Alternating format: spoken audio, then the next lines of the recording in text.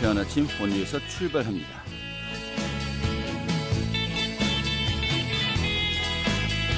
안녕하십니까. 5월 8일 금요일 어버이날에 인사드리겠습니다. 상쾌한 아침 원리에서 출발합니다.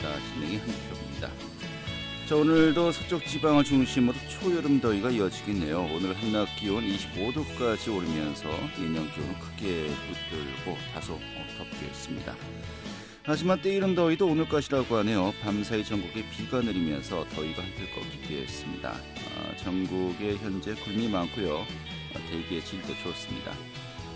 비가 오늘 저녁에 서해안부터 내리기 시작해서 밤사이 전국도 확대되겠고요.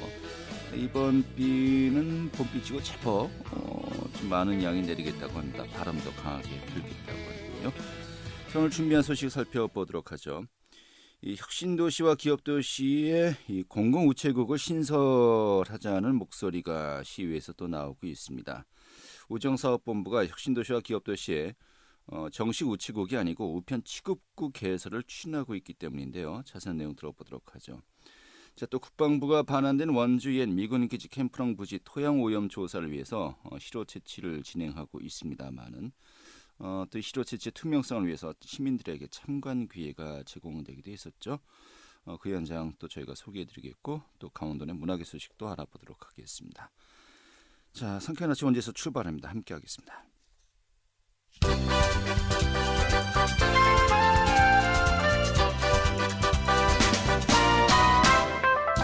오늘의 주요 뉴스입니다. 양성 확진 판정을 받은 경기도 용인의 남성이 확진 판정 전에 춘천과 홍천을 방문한 것으로 확인되었습니다.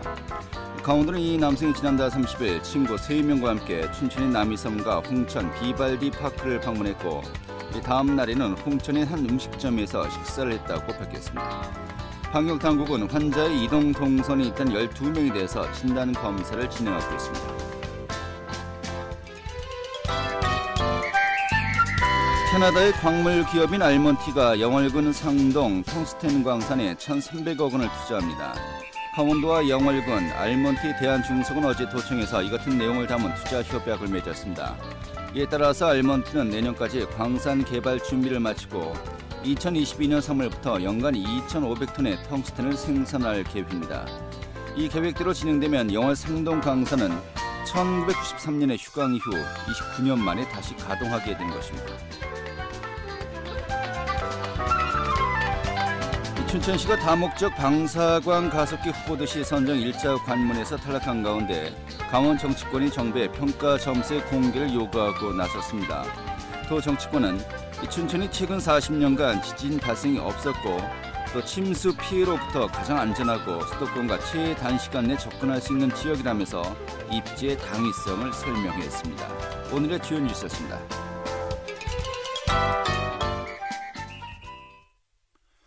네, 혁신도시와 기업도시에도 이 우체국의 설립이 필요한 또 수요가 확충되고 있죠.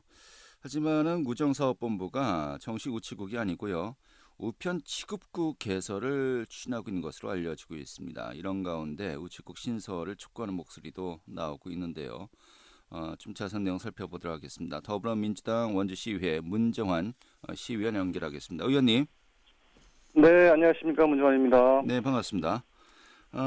먼저 좀 개념 정리부터 해야 될 것 같습니다만은 정식 우리가 이제 우체국으로 알고 있죠. 직영 우체국과 또 우편 취급국 이게 뭐 업무나 규모가 어떻게 되는 겁니까?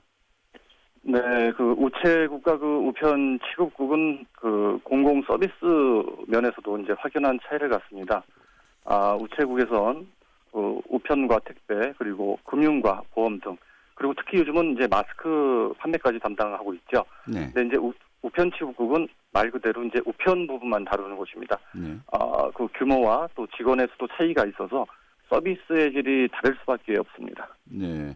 한마디로 최소한의 우편 업무만 보는 것이 우편 취급국이다 이렇게 보면 되겠군요. 네, 그렇습니다. 알겠습니다. 자, 이런 가운데 혁신도시, 기업도시를 또 중심으로 살펴보도록 하죠. 뭐 현재 거주 인구가 급속도로 늘면서 여러 가지 많은 또 인프라 확충이 요구되고 있습니다만은 이 우체국의 필요성이 계속해서 좀 증가되고 있는 것 같아요. 현황이 어떻습니까? 네, 지금 2019년도에 그 혁신도시를 예를 들면 건강보험심사평가원을 포함한 6개 공공기관만을 이제 대상으로 한 조사가 있었습니다. 네. 근데 이제 2019년도에 우편 취급량이 한 66만여 통이었었고요. 3년간을 한 운영하면 22억 원에 가까운 이제 우편 취급료가 이제 발생되는데, 네. 이는 원주시 연간 그 우편물 취급 금액이 113억이었습니다. 네. 그런 걸로 봤을 때 이제 혁신도시 내 우편량이 원주 우편물의 상당히 많은 부분을 차지한다고 볼 수 있고요. 예. 또 기업도시 같은 경우에는 원주 테크노밸리 입주기업 및 개별 기업을 포함해서 80여 개의 기업과 또 이제 원주농협, 서원주신협 등 그 금융기관의 진출도 이제 증가가 됐기에 우편 사무의 증가가 예상이 됩니다. 네. 이런 취지에서 볼 때 무엇보다 우편 및 금융 서비스 업무의 서비스의 가미라가 예상되고, 또 서비스의 질적인 면을 생각하면 우체국이 반드시 신설돼야 된다고 생각합니다. 네. 특히 이제 지난해 12월 31일자로 개운동 우체국을 폐국을 했습니다. 그때 그 폐국의 이유를 혁신도시의 우체국 신설을 이유로 들었던 적이 있었거든요. 네. 이에 우정사업본부는 혁신도시 우체국 신설 약속을 꼭 이행해 주시기를 또 다시 한번 당부를 드립니다. 알겠습니다. 자, 그런데 현재 상황을 보면요. 지난 4월이죠. 강원지법 의정청에서 이 해당 지역의 우편 취급국 위탁 대상자 모집 공고도 이미 냈어요. 네네. 우편 취급국으로 이제 방향을 잡은 것 같은데요. 네. 강원지방우정청에서 지난 4월 20일자로 혁신도시와 그 기업도시에 이제 우편 취급국 위탁 대상자 모집 공고를 냈습니다. 네. 그렇지만 그럼에도 불구하고 많은 시민들과 또 특히 이전 공공기관, 입주기업들이 우편 취급국으로서는 부족하다. 그러기에 모집 공고를 취소하더라도 우체국 신설을 꼭 반드시 실현해달라, 이런 요구를 하고 있습니다. 네. 자, 그런데 앞서 필요성을 이야기하시면서 우편 업무의 증가를 이야기하셨습니다. 네네. 하지만 또 우편 취급국은 우편 업무만 놓고 봤을 때는 그 역할을 충분히 또 할 수 있는 것이고요. 네네. 또 사실 뭐 다른 금융기관들도 속속 입점하고 있지 않습니까? 굳이 그 우체국의 필요성이 꼭 있는 것이냐라는 또 반론도 분명히 있는 것 같습니다만 어떻게 보십니까? 네, 일단 그 우체국은요, 보편적인 우정 서비스를 제공하는 이제 공공기관입니다. 네. 그리고 그러기에 또 경제적인 논리로만 판단해서는 안 될 부분이고요.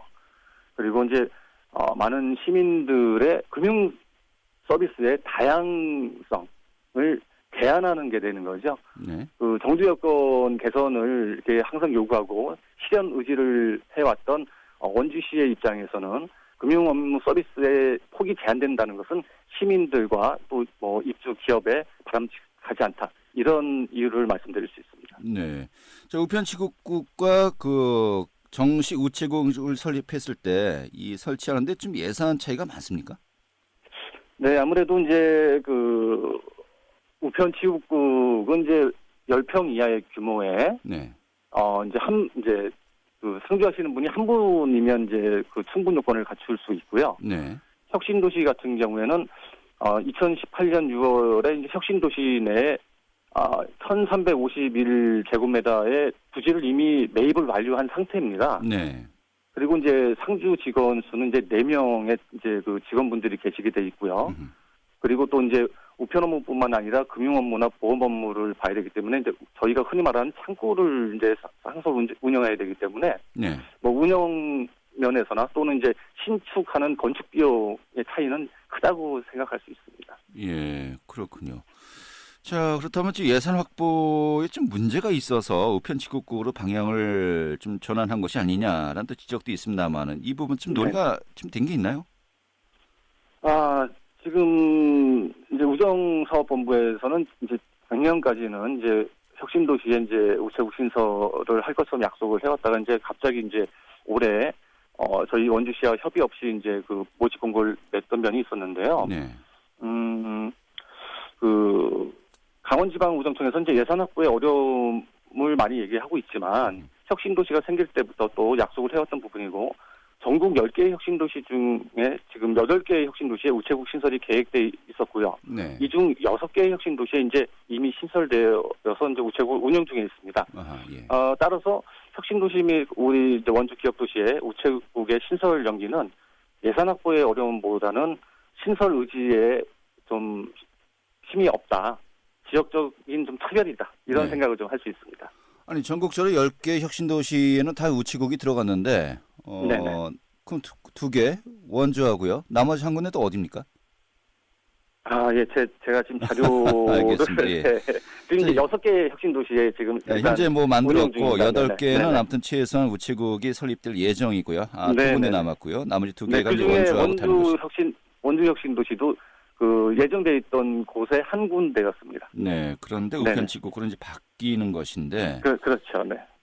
다른 곳과 이제 비교하니까 네네. 이제 좀 상대적으로 좀 이제 문제가 있다라도 느낌이 더욱더 강해집니다만은. 네네. 자, 그럼 이런 문제 뭐 시 차원에서 네네. 좀 이렇게 뭐 우정사업본부와 좀 논의를 하고 좀 협의를 할 수는 없는 겁니까? 아, 지금 그 혁신도시와 기업도시를 이제 담당하고 있는 주무부서 이제 혁신기업도시과에서도 사실 이게 소통이 안 된 상태에서 강원지방구청에서 이제 일방적인 공고를 낸 상태거든요. 네. 그래서 좀 일선에서 업무를 담당하시는 담당 공무원들도 좀 당황스러운 입장이었었고요. 네. 이에 지금 원주시와 담당 부서에서 지금 지방구청과 지금 협의 중이고요. 또 지역 국회의원들도 우정사업본부 쪽과 연결해서 지금 논의 중에 있는 걸로 알고 있습니다. 네. 최근에 기업도시의 그 고등학교 설립이 이제 투자심사에서 좀 지연되면서 좀 문제가 발생했어요. 네네네. 그것도 그렇고 또 혁신도시 내에 우체국 설립도 그렇고요. 네. 해당 지역에 국회의원들이 지금 나서야 될 사람들이 굉장히 많은데요. 네, 지금 21대 국회가 이제 시작을 하지 않았지만 20대 국회의원들 분들과 또 이제 새로 이제 임기를 시작하실 21대 국회의원들이 힘을 합쳐서 네. 지역 내 여러 현안을 해결해 주실 것이라 생각을 하고 또 저희도 시와 또 시의원들도 이런 부분을 협의를 잘 하고 있습니다. 예. 좋은 결과가 나올 것으로 기대하고 있습니다. 알겠습니다. 그런데 우편치국구 위탁 대상자 모집 공고까지 이미 냈으면은 이 두 달 가까이 이제 전에 냈어요. 네네. 뭐 이게 되돌릴 수 있는 겁니까? 현실적으로 많은 어려움이 예상되고 있습니다. 하지만 앞서도 말씀드렸듯이 모집 공고를 취소하고 하더라도 우체국 신설을 연기를 하면 안 된다 이런 입장은 변함이 없고요. 네. 그리고 원주에도 지금 우편 취급국이 한 5군데 정도가 있습니다. 뭐 봉산동, 명륜동, 개운동, 그다음에 또 연세대학교 내에도 있고요. 네. 이런 곳에 우편 취급국이 한번 들어오면 우체국 신설은 거의 어렵다고 봐야 되거든요. 그렇죠. 그러니까 예. 혁신도시와 기업도시에 우편 취급국이 들어오면 우체국 신설은 거의 힘들어진다. 그렇기 때문에 우편 취급국 모집 공고를 취소하더라도 우체국 신설을 꼭 반드시 이뤄내야 된다. 이렇게 말씀드릴 수 있습니다. 그 현재 원주시 관내 정식 우체국은 몇 개가 있습니까? 16개로 알고 있습니다. 16개요. 네네. 이게 또 이제 그 혁신도시 기업도시만 놓고 보는 게 아니라 원주시 전체에 또 네네. 정원 정수가 좀 어느 정도냐 지금 이런 것도 혹시 그렇게 좀 고려하고 있는 건 아닌가 싶기도 한데 어떻습니까? 그래서 앞서 말씀드렸듯이 지난해 12월 31일자로 개운동 우체국 폐국할 때 이유가 원주의 우체국이 지금 제가 정확히 16개인지 17개인지 지금 확인이 안 되는데. 또 개원동에서 폐국하면서 혁신도시에 설립하겠다라고 했는데. 네, 그렇죠. 이거 뭐 정수 개념도 그렇죠? 아니군요. 예. 그러니까 정수 개념을 맞추기 위해서라도 개운동 우체국을 폐국하고 혁신도시 우체국을 신설하겠다 이런 의지였는데 지금 결론은 원주 전체 우체국 정수에서도 하나가 지금 비어 있는 상태입니다. 알겠습니다. 일단은 네. 뭐 정서 정확하게는 어느 정도라고 좀 네, 설정인지 16개로 모르지만 제가 알고 있었습니다. 네. 일단 마이너스 1이 됐으니까요. 네네. 그걸 채우는 개념에서라도 필요하겠군요. 네. 알겠습니다. 오늘 이 정도로 정리하겠습니다. 오늘 고맙습니다. 네, 감사합니다. 문정환이었습니다. 네, 더불어민주당의 문정환 시의원이었습니다. 알찬 정보, 생생한 현장의 소식을 전해드립니다. 리포터 현장. 네, 태장동의 구 캠프롱 부지가 지난해 12월에 원주시에 반환되었습니다. 여러 가지 개발 계획들 청사진이 계속해서 발표되고 있습니다만은 그 사전 또 과정이 꼭 필요한 것이 있죠. 바로 토양 복원인데요. 또 토양 복원의 그 첫 번째 걸음이 토양 오염 조사 아니겠습니까? 이 토양 복원을 위한 토양 오염 조사가 어제부터 진행되었다고 하는데 이번 조사 3회에 걸쳐서 진행됐고요. 또 특히 실효 채취 과정을 투명하게 공개하기 위해서 시민들도 참관했다고 하는군요. 그 현장 다녀왔습니다. 오늘 소개해드리죠. 김민지 리포터 어서 오시죠. 네, 안녕하세요. 자, 먼저 구 캠프롱 부지 토양 오염 정화 문제로 반환이 상당히 지체됐었죠. 네, 원주시 퇴정동에 위치한 구 캠프롱 부지는 지난 1951년부터 미군이 주둔해 있던 곳인데요. 지난 2010년 미군이 평택으로 이전하면서 방치돼 왔습니다. 원주시는 지난 2013년 국방부와 구 캠프롱 부지에 대한 토지 매입 협약을 체결했는데요. 지난 2016년 토지 매입 비용인 665억 원을 완납했습니다. 그러나 구 캠프롱 부지의 토양 오염 정화 비용으로 미군과 환경부가 줄다리기를 하면서 시간이 지체됐는데요. 구 캠프롱 부지 정화 비용은 약 200억 원으로 추산됐습니다. 정부는 지난해 말 구 캠프롱 부지의 오염 정화 비용을 일단 정부 비용으로 해결한 뒤 이에 대한 책임을 지속해서 미국 측과 협의할 방침을 세웠습니다. 그동안 구 캠프롱 부지의 공시지가가 올라가면서 원주시는 125억 원을 추가로 부담해야 했습니다. 네, 그래요. 저희는 그런데 어제부터죠. 이 토양 오염 조사가 진행되었는데 시민들도 또 참여했다고요? 네, 구 캠프롱 부지의 토양 복원을 위한 조사가 어제부터 진행됐는데요. 어제 오전과 오후 두 차례 토양 오염 조사가 진행됐고요. 오는 15일 3차 토양 오염 조사가 진행될 예정입니다. 조사에는 지역 환경단체 회원과 시민 40여 명이 참여했는데요. 구 캠프롱 부지 토양 오염 조사를 더욱 투명하게 진행하기 위해 시민들도 참관할 수 있도록 했습니다. 국방부와 한국농어촌공사는 구 캠프롱 부지의 약 10%가 오염됐다고 보고 있는데요. 부지 가운데 16곳에서 벤젠과 페놀 등의 오염물질이 확인됐다고 했습니다. 벤젠이란 달콤한 냄새가 나는 가연성 액체로 1급 발암물질인데요. 이 벤젠에 노출되면 피부와 눈이 따갑고 심할 경우에는 백혈병을 유발합니다. 페놀은 휘발성의 맹독 물질인데요. 페놀이나 페놀 증기가 호흡이나 피부 접촉을 통해 인체에 흡수될 경우 심각한 장애나 사망에 이를 수 있습니다. 벤젠과 페놀은 주로 석유를 통해 생산되고 있습니다. 어제 진행된 구 캠프롱 부지 토양 오염 조사 현장에 대해 듣겠습니다.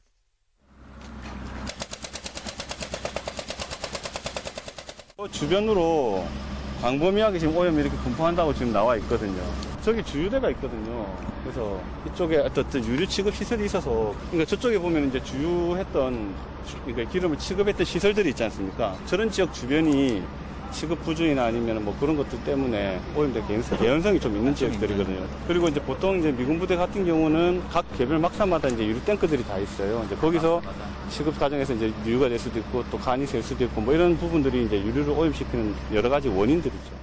오염 현황에 대해서 간단하게 설명드리겠습니다. 부지 내와 주변지에 포함해서 오염 면적은 약 한 3만 제곱미터가 되겠고 오염 부피는 5만 5천 세제곱미터 정도가 됩니다. 그리고 지하수도 부지 내에서 총 66개의 관정 중에서 16개의 관정에서 오염이 확인이 되었습니다. 여기 보시면 대부분 이제 유류 성분, 즉 TPH와 크실렌, 벤젠과 같은 유류 성분으로 오염이 되어 있고 일부 노란색으로 표시된 부분이 이제 중금속입니다. 중금속 오염 토양은 전체 오염 토양의 한 2% 정도 수준으로 대부분 유류로 오염됐다고 보시면 되겠습니다. 네, 어제 토양 오염 조사가 있었고 또 15일에도 있을 예정입니다만은 이 조사 결과는 좀 언제쯤 나올 것으로 예상이 가능할까요? 네, 시류 채취 때 시추기로 파낸 흙을 으깬 뒤 밀봉하는 과정이 이어지는데요. 조사 결과는 보통 일주일에서 2주일 뒤에 나온다고 합니다. 시류 채취는 토양 264개 지점과 지하수 12개 지점을 대상으로 진행되는데요. 이번 구 캠프롱 부지 토양 오염 조사에서는 춘천 캠프 페이지에 대한 질문도 나왔습니다. 이미 8년 전 정화 작업을 마친 춘천 캠프 페이지에서 최근 기름층이 발견되면서 논란이 됐기 때문인데요. 어제 조사에 참여했던 원주환경운동연합 김경준 국장은 모든 정화 절차가 시민들에게 투명하게 공개돼야 한다고 강조했습니다. 국방부는 일주일간 채취된 시류를 분석한 뒤 조사를 토대로 연말까지 정화 작업 실시 설계를 마칠 계획인데요. 내년부터 구 캠프롱 부지 정화 작업에 착수할 예정이라고 합니다. 네, 이 정화 작업이 또 완료되고 후에 또 어떻게 활용할 것인지 또 많은 고민들이 있습니다만은 또 원주시는 최근에 국립원주과학관을 유치하겠다. 또 유치하면은 이것을 중심으로 이제 그 여러 가지 계획들을 청사진을 발표했었습니다만은 좀 이 부분도 현재 논의가 이루어지고 있죠. 네, 원주시는 지난 3월 국립원주과학관 건립추진위원회를 구성했는데요. 과학기술정보통신부가 진행하는 국립과학관 공모사업에 신청하기로 했습니다. 원주시는 구 캠프롱 부지에 국립원주과학관을 건립하는 것을 계획하고 있습니다. 원주시는 이를 위해 토양 오염이 적은 일부 지역에 대한 우선 복원을 실시하고 또 조기 개방해 줄 것을 국방부에 요청하고 있는 상황인데요. 구 캠프롱 부지의 정화 작업이 끝나면 국립원주과학관 유치를 비롯한 시립미술관과 역사박물관 등 시민들을 위한 공간으로 조성할 계획이라고 합니다. 네, 알겠습니다. 자, 그 첫 번째는 역시 오염 조사 결과가 나와 또 정확하게 또 일정대로 진행될 수 있을지 살펴봐야 되겠군요. 전체 오염된 면적이 어느 정도인지, 또 어느 그 포인트인지, 그리고 또 오염 정도가 어느 정도인지 다 이제 정확하게 좀 자료 조사 결과 나와야 될 것 같습니다. 오늘 이 정도로 정리하셔서 잘 들었습니다. 네, 감사합니다. 네, 김민지 리포터였습니다.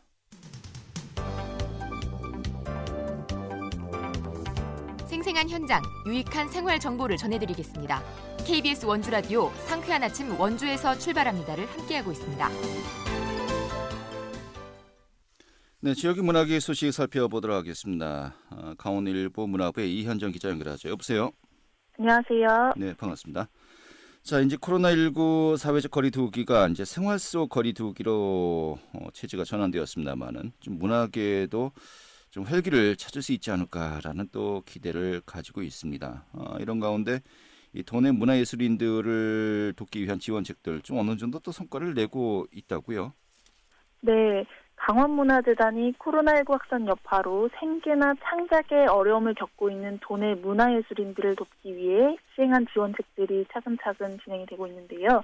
재단은 도내 문화예술인 피해 실태 조사 결과 응답자 중 10명 중 6명이 올 1월부터 3월까지 소득이 전혀 없다고 답하는 등 피해를 호소하면서 지난달부터 코로나19 극복 프로젝트 힘내라 강원예술인을 실시하고 있습니다.